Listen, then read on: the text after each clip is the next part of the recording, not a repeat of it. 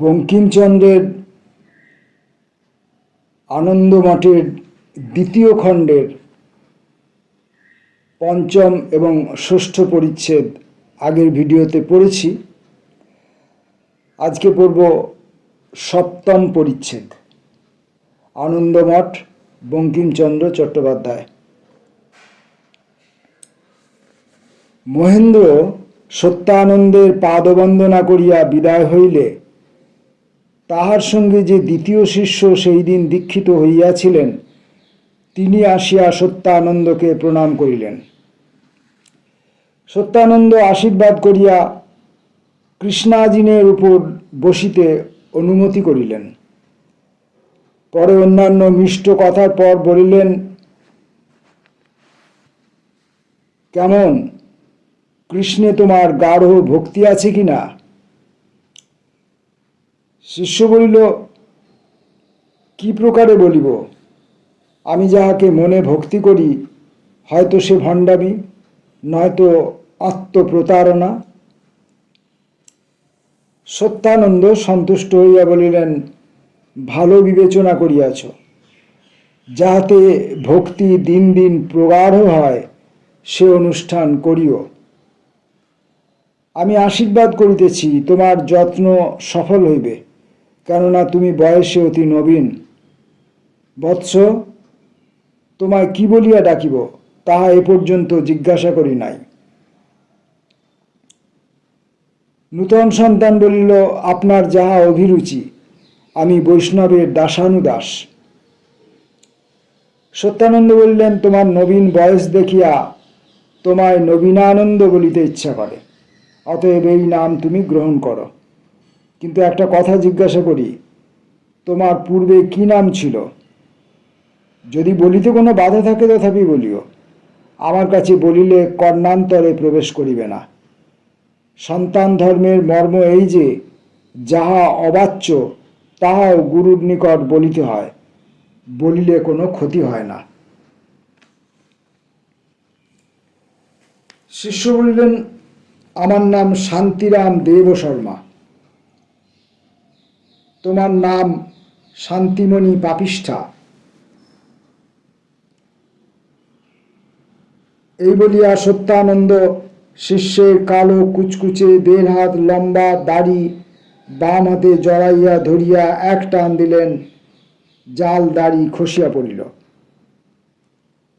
সত্যানন্দ বলিলেন, ছি মা, আমার সঙ্গে প্রতারণা! আর যদি আমাকেই ঠকাবে তা এ বয়সে 1.5 হাত দাড়ি কেন?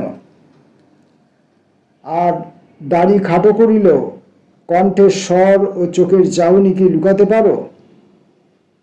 যদি এমন নির্বোধী হইতাম তবে কি এত বড় কাজে হাত দিতাম?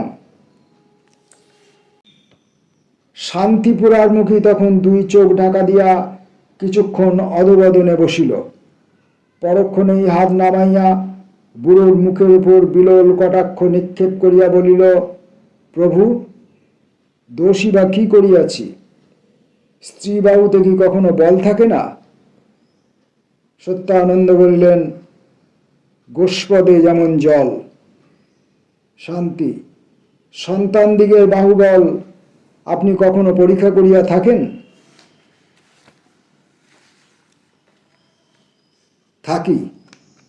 এই বলিয়া সত্যানন্দ এক ইস্পাতের ধনুক আর লোহার কতকটা তার আনিয়া দিলেন। বলিলেন যে এই ইস্পাতের ধনুকে এই লোহার তারের গুণ দিতে হয়। গুণের পরিমাণ 2 হাত। গুণ দিতে দিতে ধনুক উঠিয়া পড়ে। যে গুণ দেয় তাহাকে ছুঁড়িয়া ফেলিয়া দেয়। যে গুণ দিতে পারে সেই প্রকৃত বলবান।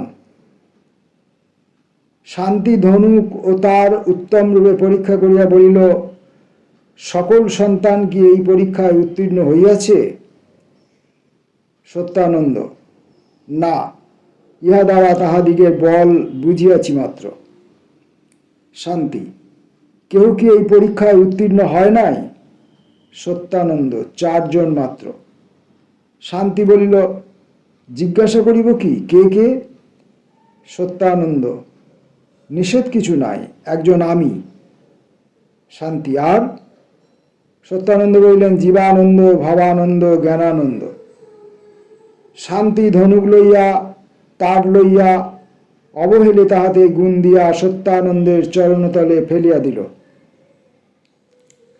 সত্যানন্দ বিস্মিত, ভীত এবং স্তম্ভিত হইয়া রহিলেন। কিয়ৎক্ষণ পরে বলিলেন, এ কি, তুমি দেবী না মানবী? শান্তি করজোড়ে বলিল, আমি সামান্য মানবী, কিন্তু আমি ব্রহ্মচারিণী। সত্যানন্দ বলিলেন, তাই বা কিসে? তুমি কি বাল বিধবা? না, বাল বিধবারও তো এত বল হয় না, কেননা তাহারা একাহারী। আমি সধবা। তোমার স্বামী নিরুদ্দিষ্ট? উদ্দিষ্ট, তাহার উদ্দেশ্যেই আসিয়াছি। সহসা মেঘ ভাঙা রৌদ্রের ন্যায় স্মৃতি সত্যানন্দের চিত্তকে প্রভাসিত করিল।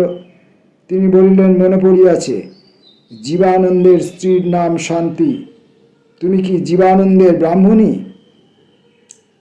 এবার জটা ভারে নবীনানন্দ মুখ ঢাকিল, যেন কতকগুলো হাতির সুর রাজীব রাজির উপর পড়িল। সত্যানন্দ বলিলেন, কেন এ পাপাচার করিতে আসিলে? শান্তি সহসা জটাভার পৃষ্ঠে বিক্ষিপ্ত করিয়া উন্নত মুখে বলিল, পাপাচরণ কি প্রভু? পত্নী স্বামীর অনুসরণ করে, সে কি পাপাচরণ? সন্তান ধর্মশাস্ত্র যদি একে পাপাচরণ বলে, তবে সন্তান ধর্ম অধর্ম। আমি তাহার সহধর্মিণী, তিনি ধর্মাচরণে প্রবৃত্ত, আমি তাহার সঙ্গে ধর্মাচরণ করিতে আসিয়াছি। শান্তির তেজস্বিনী বাণী শুনিয়া উন্নত গ্রীবা, স্ফীত বক্ষ, কম্পিত অধর এবং উজ্জ্বল অথচ অশ্রুপ্লুত চক্ষু দেখিয়া সত্যানন্দ প্রীত হইলেন। বলিলেন, তুমি সাধ্বী, কিন্তু দেখো মা, পত্নী কেবল গৃহধর্মেরই সহধর্মিণী, বীরধর্মে রমণী কি?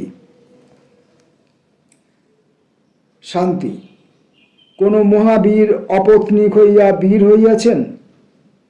রাম সীতা নহিলে কি বীর হইতেন? অর্জুনের কতগুলি বিবাহ গণনা করুন দেখি। ভীমের যত বল ততগুলি পত্নী, কত বলিব? আপনাকে বলিতেই বা হইবে কেন? সত্যানন্দ বলিলেন, কথা সত্য, কিন্তু রণক্ষেত্রে কোনো বীর জয়া লইয়া আইসে? শান্তি বলিলেন, অর্জুন যখন যাদবী সেনার সহিত অন্তরিক্ষ হইতে যুদ্ধ করিয়াছিলেন, কে তাহার রথ চালাইয়াছিলেন? দ্রৌপদীর সঙ্গে না থাকিলে পাণ্ডব কি কুরুক্ষেত্রের যুদ্ধে যুজিত? সত্যানন্দ, তা হোক। সামান্য মনুষ্যদিগের মন স্ত্রীলোকে আসক্ত এবং কার্যে বিরত করে। এই জন্য সন্তানের ব্রতই এই যে রমণী জাতির সঙ্গে একাসনে উপবেশন করিবে না। জীবানন্দ আমার দক্ষিণ হস্ত, তুমি তাহার ডান হাত ভাঙিয়া দিতে আসিয়াছ। তুমি আমার ডান হাত ভাঙিয়া দিতে আসিয়াছ। শান্তি, আমি আপনার দক্ষিণ হস্তে বল বাড়াইতে আসিয়াছি। আমি ব্রহ্মচারিণী, প্রভুর কাছে ব্রহ্মচারিণীই থাকিব। আমি কেবল ধর্মাচরণের জন্য আসিয়াছি, স্বামী সন্দর্শনের জন্য নয়। বিরহ যন্ত্রণায় আমি কাতরা নই। স্বামী যে ধর্ম গ্রহণ করিয়াছেন, আমি তাহার ভাগিনী কেন হইব না? আমি আসিয়াছি, তাই আসিয়াছি। সত্যানন্দ, ভালো, তোমায় দিন কত পরীক্ষা করিয়া দেখি। শান্তি বলিলেন, আনন্দ মাঠে আমি থাকিতে পাইব কি? সত্যানন্দ বলিলেন, আজ আর কোথায় যাইবে? তারপর মা ভবানীর মতো তোমারও ললাটে আগুন আছে, সন্তান সম্প্রদায় কেন দাহ করিবে? এই বলিয়া পরে আশীর্বাদ করিয়া সত্যানন্দ শান্তিকে বিদায় করিলেন। শান্তি মনে মনে বলিল, ওরে বেটা বুড়ো, আমার কপালে আগুন, আমি পোড়া কপালি, না তোর মা পোড়া কপালি? বস্তুত সত্যানন্দের সে অভিপ্রায় নহে। চক্ষের বিদ্যুতের কথাই তিনি বলিয়াছিলেন, কিন্তু তা কি বুড়া বয়সে ছেলে মানুষকে বলা যায়?